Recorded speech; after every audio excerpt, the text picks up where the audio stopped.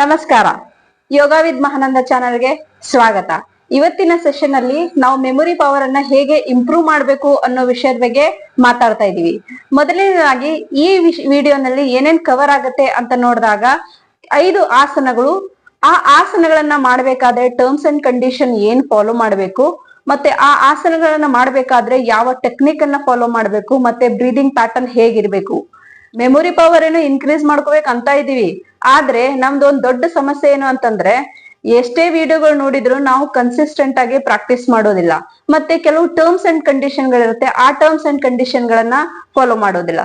So ದಯವಿಟ್ಟು terms and condition ಅನ್ನ follow ಮಾಡಿ, ಮತ್ತೆ ಕನ್ಸಿಸ್ಟೆಂಟ್ ಆಗಿ ಪ್ರಾಕ್ಟೀಸ್ ಅನ್ನ ಮಾಡಿ. ತಡ ಮಾಡದೆ ನಮ್ಮ ಮೇನ್ ಟಾಪಿಕ್ ಕಡೆ ಮುಂದುವರಿಯೋಣ. ಎಲ್ರು ಮ್ಯಾಟ್ ಹಾಕೊಂಡ್ಬಿಟ್ಟು ರೆಡಿ ಆಗ್ಬಿಡಿ. ಮ್ಯಾಟ್ ಅನ್ನ ಹಾಕೊಂಡ್ಬಿಟ್ಟು ರೆಡಿ ಆಗ್ಬಿಡಿ. ಮೊದಲನೆಯ ಆಸನ ಪಶ್ಚಿಮೋತ್ತಾನಾಸನ. ಈ ಪಶ್ಚಿಮೋತ್ತಾನಾಸನದಲ್ಲಿ ನೀವು ಮಾಡ್ಬೇಕಾಗಿರೋದು ಈ ರೀತಿ ಸ್ಥಿತಿಯನ್ನ ತೆಗೆದುಕೊಂಡ್ಬನ್ನಿ. ಬೆನ್ನು ಮತ್ತು ಕತ್ತು ನೇರವಾಗಿರ್ಲಿ. ನಿಧಾನಕ್ಕೆ ಉಸಿರನ್ನ ತುಂಬಿಕೊಳ್ತಾ ಎರಡೂ ಕೈಗಳನ್ನ ಮೇಲಕ್ಕೆತ್ತಿ ಕಂಗೈಗಳು ಮುಮ್ಮುಖವಾಗಿರ್ಲಿ. ಬೆನ್ನಿನ ಮೂಳೆ ನೇರವಾಗಿರ್ಲಿ. ಉಸಿರನ್ನ ಹೊರ ಹಾಕ್ತಾ ಮುಂದಕ್ಕೆ ಬಾಗಿ. ಈಗ ನೀವು ಆರಂಭದಲ್ಲಿ ಫಸ್ಟ್ ಟೈಮ್ ಮಾಡ್ತಾ ಇದ್ರಿ ಅಂತಂದ್ರೆ ನಿಮ್ಮ ಹಣೆಯ ಭಾಗ ಮೊಳಕಾಲಿಗೆ ತಾಗಿಸೋ ಅವಶ್ಯಕತೆ ಇಲ್ಲ. ನಿಧಾನಕ್ಕೆ ಮಾಡಬಹುದು. ಇಲ್ಲಿ ನಾವು ಪೊಸಿಷನ್ ಅನ್ನ ಅಥವಾ ಆಸನದಲ್ಲಿ ಅಡ್ವಾನ್ಸ್ ಆಗಿ ಮಾಡೋದಕ್ಕೆ ಹೋಗ್ತಾ ಇಲ್ಲ. ನಾವು ಹೋಗ್ತಾ ಇರೋದು ನಮ್ಮ ಮೆಮೊರಿ ಪವರ್ ಅನ್ನ ಇನ್ಕ್ರೀಸ್ ಮಾಡೋದಕ್ಕೆ. ಸೊ ಹಾಗಾಗಿ ಇದನ್ನ ಗಮನದಲ್ಲಿ ಇಟ್ಕೋಬೇಕು. ಟರ್ಮ್ಸ್ ಅಂಡ್ ಕಂಡೀಷನ್, ಉಸಿರನ್ನ ಹೊರ ಹಾಕ್ತಾ ಮುಂದಕ್ಕೆ ಬಾಡ್ಬೇಕು. ಇನ್ನೊಂದು, ನೀವು ಎಷ್ಟು ಸಾಧ್ಯ ಆಗುತ್ತೋ ಅಷ್ಟು ಮಾತ್ರ ಹೋಲ್ಡ್ ಮಾಡಿ. ಇಷ್ಟ ಆಗಿದ್ರೆ ಇಷ್ಟೇ. ಸೊ ಇಷ್ಟೊತ್ತು ಹೋಲ್ಡ್ ಮಾಡಿ. 1 2 3 4 5. ನಿಧಾನಕ್ಕೆ ಉಸಿರನ್ನ ತುಂಬ್ಕೋತಾ ಮೇಲಕ್ಕೆ ಬನ್ನಿ. ಉಸಿರನ್ನ ಹೊರ ಹಾಕ್ತಾ ಎರಡು ಕೈಗಳನ್ನ ಕೆಳಗಡೆ ಬನ್ನಿ. ಸೊ ಇದು ಮೊದಲನೇ ಆಸನ ಪಶ್ಚಿಮೋತ್ತಾನಾಸನ. ಇನ್ನು ಎರಡನೇ ಆಸನ ಉಷ್ಟ್ರಾಸನ. ಎರಡು ಕಾಲುಗಳನ್ನ ಈ ರೀತಿ ವಜ್ರಾಸನದಲ್ಲಿ ತೆಗೆದುಕೊಂಡ್ ಬನ್ನಿ. ಕಾಲುಗಳನ್ನ ಮಡಚ್ಕೊಂಡ್ಬಿಡಿ. ಆರಾಮಾಗಿ, ಗಡ್ಬಡಿ ಬೇಡ. ಎಷ್ಟು ಆರಾಮಾಗುತ್ತೋ, ಎಷ್ಟು ನಿಧಾನವಾಗುತ್ತೋ ಅಷ್ಟು ನಿಧಾನವಾಗಿ ಮಾಡಿ. ಯಾಕಂದ್ರೆ ಅದರ ಲಾಭ ನಾವು ಪಡಿಬೇಕು. ಸೊ ಹಾಗಾಗಿ ಆಸನದಲ್ಲಿ ಏನೇನ್ ಅನುಭವ ಆಗ್ತಾ ಇದೆ ಅವುಗಳನ್ನೆಲ್ಲ ಅನುಭವ ಮಾಡ್ತಾ ಹೋಗ್ಬೇಕು. ಅವು ಟರ್ಮ್ಸ್ ಅಂಡ್ ಕಂಡೀಷನ್. ಇನ್ನು ಕೆಲವು ಪ್ರಿಕಾಷನ್ಸ್ ಕೂಡ ನೆನಪಿಡ್ಬೇಕಾಗತ್ತೆ. ಅದನ್ನ ಆಸನಗಳ ಕೊನೆಯಲ್ಲಿ ಮಾತಾಡ್ತೀನಿ.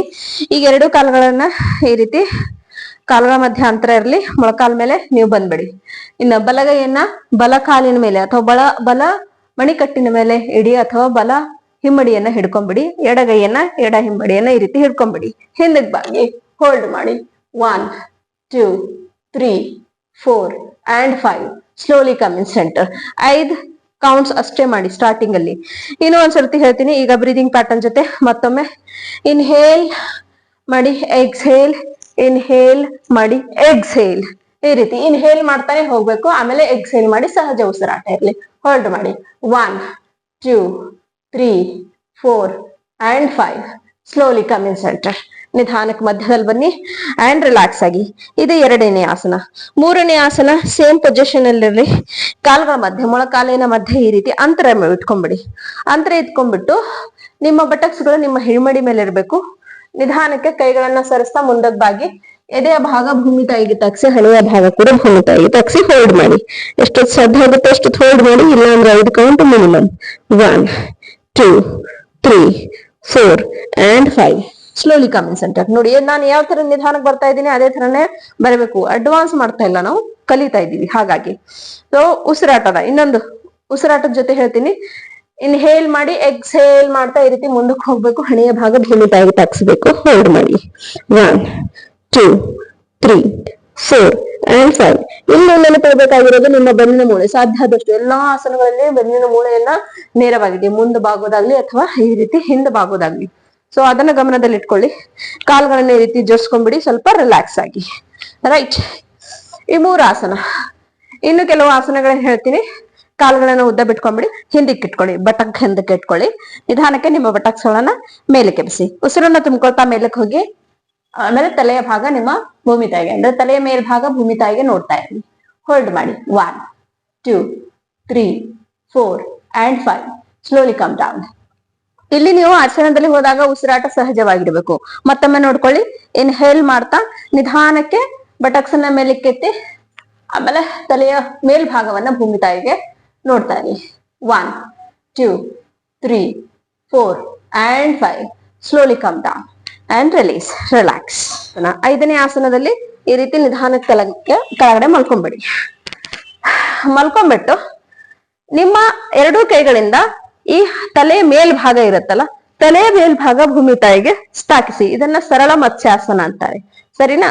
ಈ ರೀತಿ ಇನ್ಹೇಲ್ ಮಾಡಿ, ಎಕ್ಸೇಲ್ ಮಾಡಿ. ಎಲ್ಲಿನ ಸಹಜ ಉಸಿರಾಟ ಇರಲಿ. ಎರಡು ಕೈಗಳು ಈ ರೀತಿ ತೊಡೆ ಮೇಲೆ ಇಟ್ಕೊಳ್ಳಿ, ಹೋಲ್ಡ್ ಮಾಡಿ. 1 2 3 4 and 5. ಸ್ಲೋಲಿ. ನೀವು ಎಷ್ಟೊತ್ತು ಹೋಲ್ಡ್ ಮಾಡ್ತಿರೋ ಅಷ್ಟು ಬ್ಲಡ್ ಸರ್ಕ್ಯುಲೇಷನ್ ನಿಮ್ಮ ತಲೆಯ ಭಾಗದ ಕಡೆ ಆಗುತ್ತೆ. ಆಮೇಲೆ ಎಲ್ಲೆಲ್ಲಿ ಬ್ಲಡ್ ಸರ್ಕ್ಯುಲೇಷನ್ ಎಲ್ಲೆಲ್ಲಿ ಆಗ್ಬೇಕು ಅಲ್ಲೆಲ್ಲ ಬ್ಲಾಕೇಜ್ ಇದ್ದದೆಲ್ಲ ಬ್ಲಾಕೇಜಸ್ ಓಪನ್ ಆಗುತ್ತೆ. ಸೊ ಇದು ಇದರ ಲಾಭಗಳು. ಇನ್ನ ಇದರಲ್ಲಿ ನಾವು ಕೆಲವು ವಿಷಯಗಳು ಗಮನದಲ್ಲಿ ಇಟ್ಕೋಬೇಕು. ಯಾರು ಮಾಡಬಾರ್ದು, ಯಾರು ಮಾಡ್ಬೇಕು ಅಂತ ಹೇಳ್ಬಿಟ್ಟು. ಸೊ ನೆನ್ಪಿಟ್ಕೊಂಡ್ಬಿಡಿ, ಹೈ ಬ್ಲಡ್ ಪ್ರೆಷರ್ ಅಥವಾ ಲೋ ಬ್ಲಡ್ ಪ್ರೆಷರ್ ಇದ್ದವರು ಸ್ವಲ್ಪ ಬಿ ಕೇರ್ಫುಲ್. ಕಾರಣ ಏನು ಅಂತಂದ್ರೆ ಇಲ್ಲಿ ನಾವು ಏನ್ ಮಾಡ್ತಾ ಇದೀವಿ, ಫೋಕಸ್ ಬ್ಲಡ್ ಸರ್ಕ್ಯುಲೇಷನ್ ಮೇಲೆ ಮಾಡ್ತಾ ಇದೀವಿ. ಸೊ ಬ್ಲಡ್ ಸರ್ಕ್ಯುಲೇಷನ್ ತಲೆ ಭಾಗಕ್ಕೆ ಹೋದಾಗ ಸೊ ಡಿಸ್ಕಂಫರ್ಟ್ ಆಗುತ್ತೆ, ಅದು ಹೈ ಇರ್ಲಿ ಲೋ ಇರ್ಲಿ. ಸೊ ಇದ್ ನೆನಪಿರ್ಲಿ. ಇನ್ನೊಂದು, ಬಾಡಿಯಲ್ಲಿ ಯಾವುದೇ ತರದ ಸರ್ಜರಿ ಆಗಿದ್ರೆ, ಈ ಲೋವರ್ ಅಬ್ಡಾಮಿನಲ್ ಆಗ್ಲಿ, ಶೋಲ್ಡರ್ಸ್ ಅಲ್ಲಾಗ್ಲಿ, ನೋಡಿ ನಾವು ಉಷ್ಟ್ರಾಸನದಲ್ಲಿ ಹಿಂದಕ್ಕೆ ಬಾಗ್ತೇವೆ. ಬೆನ್ನಿನಲ್ಲಿ ಯಾವುದೇ ತರದ ಸರ್ಜರಿ ಆಗಿದ್ರೆ, ಶೋಲ್ಡರ್ಸ್ ಅಲ್ಲಿ ಉಷ್ಟ್ರಾಸನದಲ್ಲಿ ಕೈ ತಗೋತಾ ಇದೀವಿ, ಅಲ್ಲಿ ಯಾವುದೇ ತರದ ಸರ್ಜರಿ ಆಗಿದ್ರೆ, ನಿಮ್ಮ ಮೊಳಕಾಲ್ಗಳಲ್ಲಿ ಅಥವಾ ನಿಮ್ಮ ಈ ಕಾಲಿನ ಮಣಿಕಟ್ಟುಗಳಲ್ಲಿ, ಬಾಡಿಯ ಯಾವುದೇ ಭಾಗದಲ್ಲಿ ಯಾವುದೇ ತರದ ಸರ್ಜರಿ ಆಗಿದ್ರೆ ಕೈಂಡ್ಲಿ ಅವಾಯ್ಡ್ ಇಟ್. ನೆನಪಾಯ್ತಾ? ಸೊ ಇದಕ್ ಬಿಟ್ಟು ಪ್ರೆಗ್ನೆಂಟ್ ಇದ್ದವರು ದಯವಿಟ್ಟು ಮಾಡಬಾರ್ದು. ಅವ್ರಿಗೆ ಬೇರೆ ಯೋಗಾಭ್ಯಾಸಗಳಿದೆ, ಅವ್ರು ಮಾಡ್ಬೇಕು ಅಂತಂದ್ರು ಅವ್ರಿಗೆ ಗೈಡೆನ್ಸ್ ಕೊಡ್ಲೇಬೇಕು. ಸೊ ಇದನ್ನ ಗಮನದಲ್ಲಿ ಇಟ್ಕೊಳ್ಳಿ. ಇಲ್ಲ ಅಂದ್ರೆ ಯಾವುದೇ ತರದ ಸಮಸ್ಯೆ ಇಲ್ಲ ಅಂದ್ರೆ ಸಹಜವಾಗಿ ಎಲ್ರೂ ಮಾಡಬಹುದು. ಬಟ್ ಪ್ರಾಬ್ಲಮ್ ಇದ್ರೆ so kindly be very careful. Okay. ಇದಕ್ಕೂ ಮೀರಿ ಏನೋ ಡಿಸ್ಕಂಫರ್ಟ್ ಆಗ್ತಾ ಇದೆ ಅಥವಾ ನನಗೆ ಅರ್ಥ ಆಗ್ತಾ ಇಲ್ಲ ಅಂದ್ರೆ ಕಮೆಂಟ್ ಮಾಡೋದನ್ನ ಮರಿಬೇಡಿ. ಮತ್ತೆ ಮುಂದಿನ ವಿಷಯದಲ್ಲಿ ನಾನು ಏನಾದ್ರೂ ಕವರ್ ಮಾಡ್ಬೇಕು ಅಂತಿದ್ರೆ ನಿಮಗೆ ಅದನ್ನ ಕಮೆಂಟ್ ಬಾಕ್ಸ್ ಅಲ್ಲಿ ಬರೀರಿ. ಸೊ ಇವತ್ತಿನ ವಿಡಿಯೋದಲ್ಲಿ ಇಷ್ಟೇ. ಮುಂದಿನ ವಿಡಿಯೋದಲ್ಲಿ ಮತ್ತೆ ಭೇಟಿ ಆಗ್ತೀನಿ ಹೊಸ ವಿಷಯದೊಂದಿಗೆ. ಅಲ್ಲಿವರೆಗೆ ನಮಸ್ಕಾರ.